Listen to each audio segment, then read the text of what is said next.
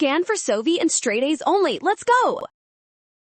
Random numbers in Java can be tricky, but we will master the spinner problem together. Let's find which code segments give us perfectly equal probabilities. First, look at segment 1. It multiplies the random decimal by 3 and casts it to an integer. This creates 3 equal buckets, 0, 1, and 2, which works perfectly here. Next, segment 2 uses direct decimal comparisons. Since it checks if the value is under 1/3 or 2/3, it correctly splits the range into 3 equal parts for our spinner colors.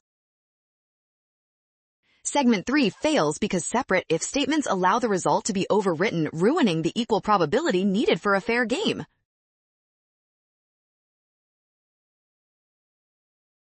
Well done! Scan the code to learn with Sovi. Avoid the rush and watch signs. Trust the given and check steps for option B.